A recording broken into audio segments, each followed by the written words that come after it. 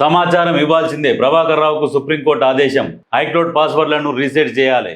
SIT అడిగిన వివరాలు చెప్పాలి. డేటా డిలీట్ చేసినట్టు తేలితే కఠిన చర్యలు. మధ్యంతర బెయిల్ పొడిగింపు. వచ్చే నెల 18కి వాయిదా. ఫోన్ ట్యాపింగ్ కేసులో కీలక పరిణామం. ఈయనదైతే హనుమంతుని పెళ్లి ఎప్పుడు అన్నట్టు అవుతున్నది. మరి ఈయన ఎప్పుడు కక్కిస్తారు నిజాలు?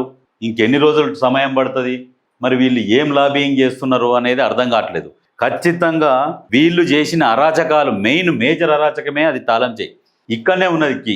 వీళ్ళు ఫోన్ ట్యాపింగ్ చేసి ఎవరెవరు ఏమనుకుంటున్నారు, ఎవరెవరు ఏం మాట్లాడుకుంటున్నారు, ఎవరెవరి ప్లాన్లు ఏంటి అవన్నీ తెలుసుకొని మిగతా వాళ్ళని కట్టడి చేసి రాజకీయంగా అనగదొక్కేసి 10 సంవత్సరాలు పరిపాలించారు.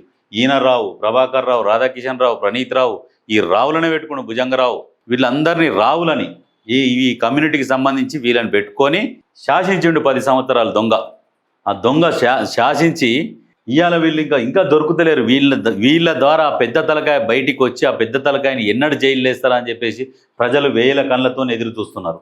ఇంకా ఈయన నాకేం తెలియదు, మౌనం, అన్నిటికీ మౌనమే సమాధానం అన్నట్టు అయిపోయింది. కానీ ఖచ్చితంగా ప్రజలు కోరుకుంటున్న కోరిక అదే. మీరు కోటాను కోట్లు ప్రజలకు ఏమి ఇవ్వాల్సిన అవసరం లేదు. ఈ దొంగలను అరెస్ట్ చేస్తారని వెయిట్ చేస్తారు. వీళ్ళని అరెస్ట్ చేస్తే వాళ్ళు ఏం అడగరు ప్రజలు. ఈ దొంగలను కక్కిస్తే చాలు.